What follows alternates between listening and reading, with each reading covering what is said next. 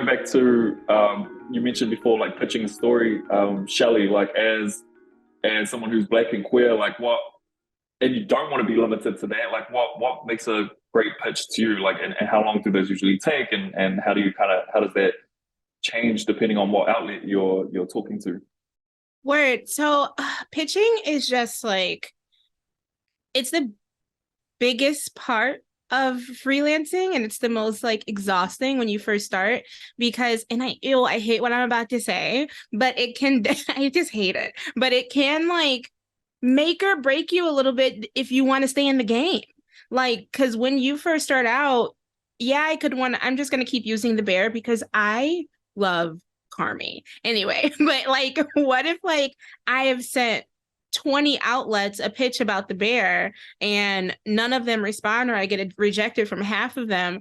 I have to decide. I could go internal and be like, maybe I'm just not a good writer, or maybe I could be like, oh my God, this outlet doesn't want me to write about it because I'm not a white boy or something like that. So for me, the best thing to do a pitch for is definitely you have to curate it for the site that you're writing for. So if I wanted to write about the bear and I want to send it to Vogue, and they're obviously very fashion based, but I want to talk about the pop culture stuff, but also I want to get it published at Vogue, I need to be smart about my pitch and be like, I come from service, I come from fashion, I want to write about this, but I want to review it. And then also, why don't you let me throw in some of the because there was a lot of t-shirts on the show that were for like Chicago, they were Chicago-based brands. So there's always a way, but just like that, you have to do your research, and you can pretty much always get in where you want. Not, sorry, I don't want to just say like, yeah, they'll say yes, but it's going to be harder for them to reject that pitch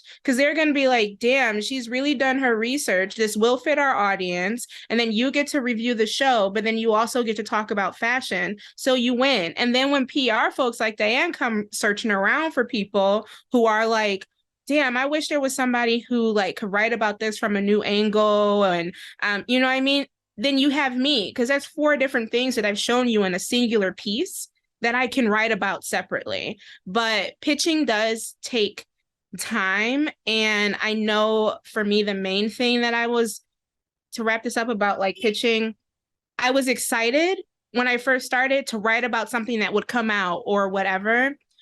So I didn't take the time to think out my pitch thoroughly.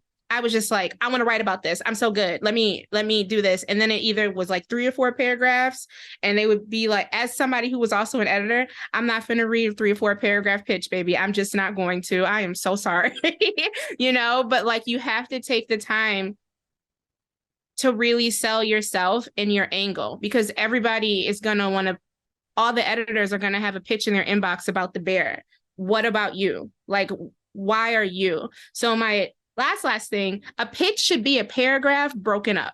I think it should be the first sentence is your name and like who you are. The second one and the third one is like what the pitch is and the angle. The third one is why you. The fourth is like a hyperlinked hyperlinked sentence of all the outlets that are similar to the piece that you're pitching, that you have bylines at. And then the last one, you're saying, oh my God, bye. And that I will follow up. That sounds like a threat, but I absolutely will be following up.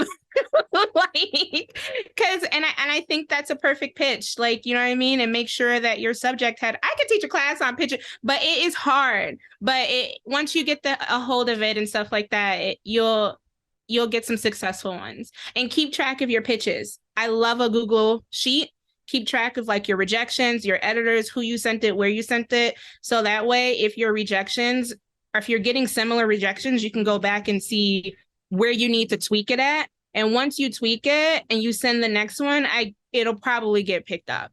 So it's a hustle. Freelancing is a hustle, baby. And you either want it or you don't. And that sucks, but